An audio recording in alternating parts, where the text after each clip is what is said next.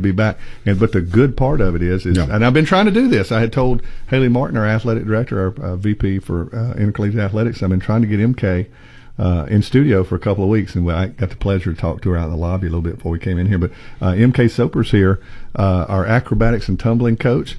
They're doing okay this year. They're just all they are is undefeated. And they were on the road last night. She and I had a chance to talk while you were down the hall. They're just undefeated and ranked number 6 in the nation. Not too bad. But welcome, Coach. It's good to have you here. Thank you for being here. It's been a while. It's been a while since we have. I'm so excited for you.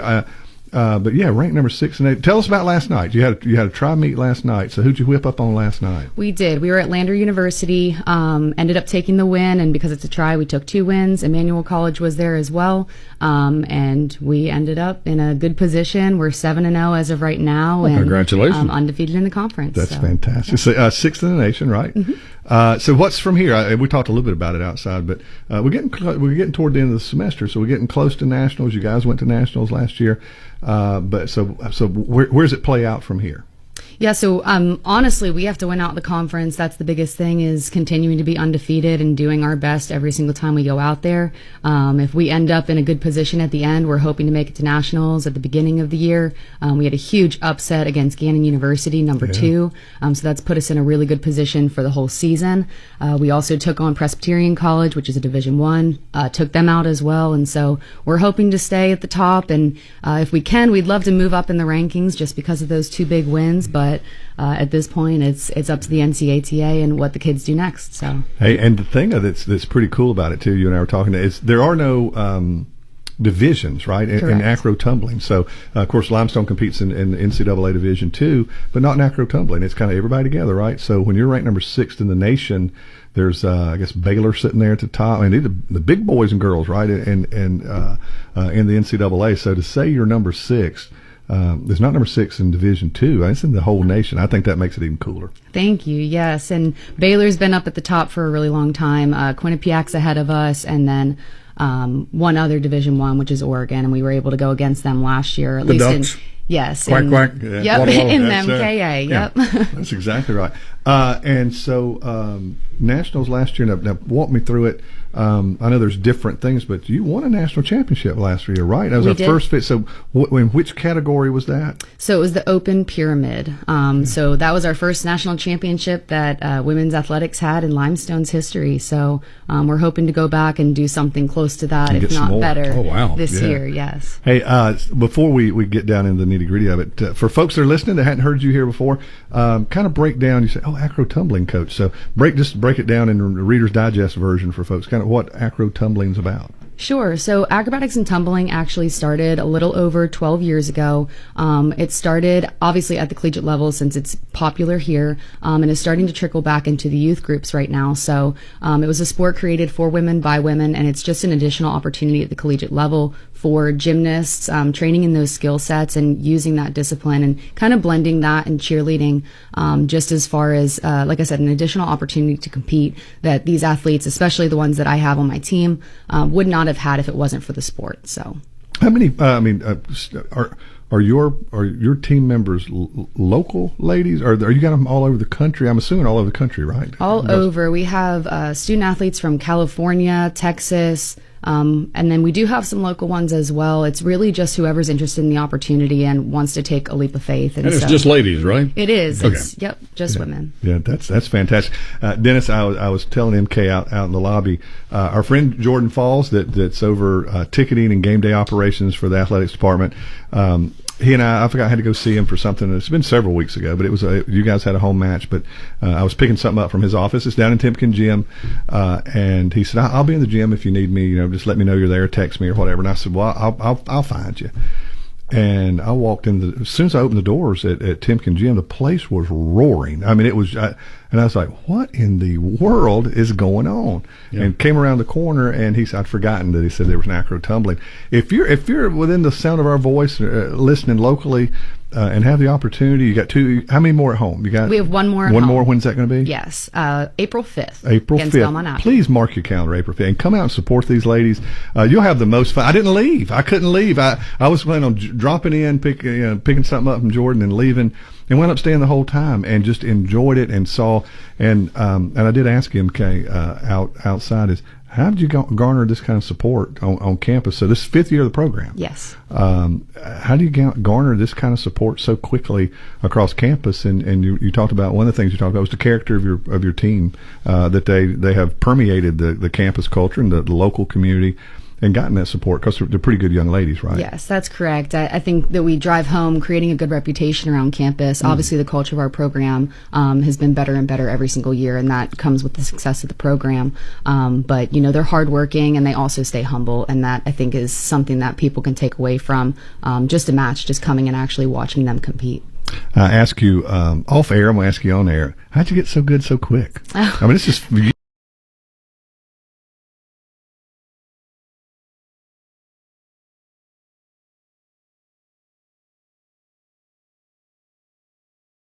For folks that may not know, this is not the University of South Carolina or Clemson and like football, and you got 85 football players, you got 85 scholarships. It doesn't work like that. I mean, you got a handful of scholarship. I mean, each of these young ladies are just getting a little bit of assistance, and then hopefully they're real smart and they get a little more assistance. But as far as athletically, you're not handing out a whole lot of scholarship money, right? They're just coming for the love of the sport, right? Yep, and we have quite a few walk-ons as well. If they're interested, we take them on. We'll build them up. We have 4 years to teach them the sport. They come in with different backgrounds, and so we build them up from literally ground zero from the very minute they step foot on the mat. And so after those 4 years, they become experts of the sport. They have opportunities after that to coach or maybe officiate. So we'll take anybody that's willing to learn. Hey, let's talk about you a little bit. Forgive me of my memory on this a little bit, but you're 5. Here we go with the memory. I know, thing, right? Man. Gosh, man, you know, forgot to be here last week. Yeah, so my memory's that's not what I'm real talking good. about. So I'm trying to think back. Said, I forgot to I'm be trying here. to think back 5 years ago. You were not the inaugural head coach of this program, I am right? not. You were the assistant, right? Correct. And our head coach took another opportunity and left, and so you took over after one season. Yes, sir. Yeah, she's done pretty well, Dennis. What do you think? She's done extremely we're well. so lucky to have you, Coach. Give us a little bit about your background, where you're from, and how you got to Limestone. Sure. So I did gymnastics my whole life, looked into collegiate opportunities for that, ended up actually fracturing my back my senior year of high school. And so I didn't have the opportunity to do the sport that I loved. And that's where acro kind of fit into my life, and had a different opportunity, just a different path, and ended up doing acro for 4 years at Gannon University, got a degree in exercise science, decided to move on from that. Thought I was going to do physical therapy or athletic training, something that I actually got the degree in. It has still helped me, but I decided to jump into the coaching realm. Wanted to do maybe grad school, and then chose Limestone. I mean, it was an amazing opportunity down here. Great. It just seems like a really good time to jump into it, a stepping stone for myself. And like I said, starting as the assistant, tried that out, and then ended up really just falling in love with the program and everything that Limestone had to offer. So I've stayed here ever since. That's great. Hey, back up to what you just said. I just caught it. You said you went to Gannon. Correct. Who was the number 2 team you beat earlier this year? Who was that? University. Gannon. How was that, right? How was that? It was awesome. Was it bittersweet, or was it just fantastic? Friendly competition. A lot of the girls that I did acro with were not on the team anymore, but they were still in the stands. Some of them actually came out, old teammates, drove all the way down That's here fantastic. to see the competition. And so it was definitely, like I said, healthy competition, but really exciting because it came full circle for myself. That's great. I was looking at last night's results and kind of walk us through this just a little bit. But if I can find it here on my phone, I'd pulled it up. Maybe it's not cooperating now. But walk us through all the different. I mean, it's not just get on the floor and compete, and who the best score wins. There's different. So to walk us through the different categories they compete in. Sure. So compulsory is the basics of our sport, and everybody basically, it's apples to apples, competes the same thing. So we have 4 different heats in compulsory event, and then after that, it's really up to strategy. So whatever team's strengths and weaknesses are, we try to play to our strengths, and so we call it the optional rounds, and that's broken up into acro, pyramid, toss, and tumbling. And so we played to our strengths as best as possible. Ended up taking away an actual perfect score, a 10 out of 10 in the pyramids. Yeah.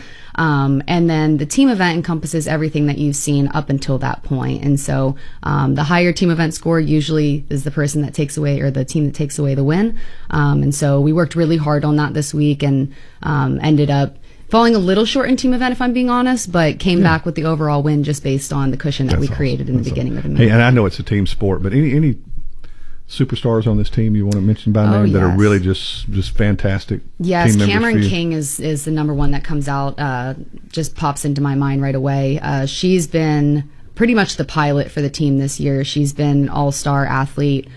She's also been in a lot of NCATA awards, so Specialist of the Week, Athlete of the Week, stuff like that.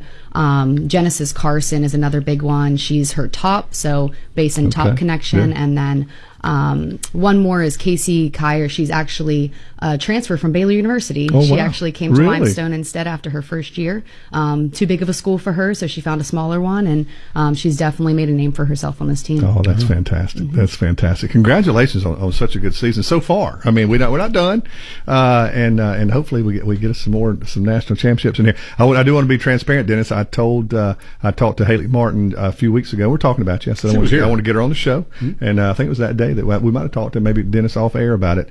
And I said, so MK's team, like they're kicking tail and taking names. I mean, was this expected? I mean, they're obviously a senior laden team. They came off this national championship, and she said, no, they are young. You're young, right? I mean, we actually have 26 between sophomores and freshmen. That's 26 crazy. Total, and so the majority of the team they're all underclassmen. So it's been really interesting to see how they perform. One, because you don't know how they're going to handle the pressure. And again, some of them have only done the sport for a couple months. We bring them in from all these different backgrounds and teach them, like I said before, from the ground up. And so it's incredible to see how far they've come in a short amount of time. I can't wait to see what they do the next 2 or 3 years. Me too. It's going to be, I know, right? Hey, before we let you go, I did want to, on a personal level, and you mentioned that this is a sport created for women, by women. Along that same vein of conversation, how about for you and maybe the other ladies in the athletic department this week as we announce Haley Martin as the first ever VP of Intercollegiate Athletics at Limestone, first female. Talk about breaking glass ceilings, right? So, I mean, for you personally, you have to enjoy that when you're so entrenched in female sports, to see an athletic director at Limestone for the very first time be a female and be a person as good as Haley is. Absolutely, yes, and even our interim president as well. Yeah. It's been really exciting to see, and ultimately to have somebody in that platform, and for the athletes that I have to be able to see that it's an opportunity for them as well. I think it's been incredible. We talk about women empowerment and just how you can be confident in yourself, and in the 4 years we tried to build up that confidence to show them that they can do it too, and if they believe in themselves, then they can do it as well as they want. So it's been really incredible, and she has been a huge mentor for myself. She's been our sport admin for at least the past year, and she went to nationals with us too. So she's definitely been a big supporter of the sport, and honestly, we couldn't have done it without her last year. She was a huge help just in the travel and everything, and so I definitely owe it to her for a lot of the success that we had last year as well. Yeah, absolutely. We're so excited for her, and we're excited for Mike Serino, our former VP, who has moved into that such an important role, executive director of Major Gifts. And so when he took on that responsibility, that opened up that position, and Haley was the natural choice for it. And so we're so excited for her. And you mentioned Dr. Bloga. Dennis, next Wednesday, Limestone's baseball team is taking on Erskine over at Fluor Field, home of the Greenville Drive, and Dr. Bloga will be throwing the first pitch. She practiced. It's funny you should say that. She's going to be doing a little warm up. We might have the video cameras out today. Me and KC might be out there today. Brett Harker, our head baseball coach, he's coaching her, right? Maybe going to give her a few lessons today, or maybe she's going to give him a few lessons. When she throws one at about 90 down the middle, well, that's what we're hoping. That's what we're banking. That's when you guys are going to say, "Wow!" That's right. That's exactly right. Maybe she brings in practice today for his guys. But we're gonna have a little fun with that. Check that out on social media in the next day or so. But tickets are $10 if you go to our social media pages or our website. Get on over and support the Saints. That's a fun time. We do that about once a year, and Brett's doing a great job. Sure. And NCAA Division II #1 recruiting class in the state, number 11 in the nation this past year, and those young men are making a name for themselves. They had 4 wins all of last year, and they're tearing it up this year. So they're about 500 right now, which is remarkable coming off of last year. So, but yeah, you mentioned Dr. Bloga is a team player. I mean, I went to her and said, "Hey, I need a favor. Would you throw this first pitch?" And she said, "Yeah, sure. I don't know what I'm doing. Yeah, sure." And I went back and said, hey, can you do me a favor? Could you shoot this video? Could we do it? And she's like, sure, we'll do it. So she's a team player. So we're going to have some fun with Dr. Beloga. Yeah. I do want to throw other one little pitch in today and tomorrow. Our Women in Technology and Sciences conference is going on campus. Got the astronaut coming, right? Got the astronaut coming. Astronaut Hickenbotham. Am I saying that right? And she's from Florida Institute of Technology originally, where Dr. Beloga was previously before coming to Limestone. She is only the third African American in space. And she's speaking today and tomorrow. It's pretty cool. And I'm looking forward to going and meeting her today. I hadn't had an opportunity to talk to her yet, but we did. She coming in her spacesuit? Well, a few years ago, because this is a WITS conference, Women in Technology and Science, there's a lot of STEAM oriented. We had an astronaut 2 or 3 years ago that brought a spacesuit for display, and you would have thought it was like the Stanley Cup or like the security that was around this astronaut. You think about what those things cost. I mean, the tens of thousands of dollars for one spacesuit. So we couldn't touch it, but they had it on display. But it sounds so silly, but they had like the gloves we could put on, and they put it out for the ladies too. And this is a conference for high school students to get them interested in the STEAM. But I'm out there, taking pictures and things. And I was like, can I put the gloves on too? So you got to put the gloves on, and when you're looking at your hand, you go, this is a glove that actually went up in space. Like, how cool is this? So to answer your question, I hope so. I don't know if maybe she's got a moon rock in her pocket. I don't know. There's no telling what she may have, but we're so excited to have her. But we've got 200 young ladies from Gaffney High School, Blacksburg High School, maybe some other ones today and tomorrow.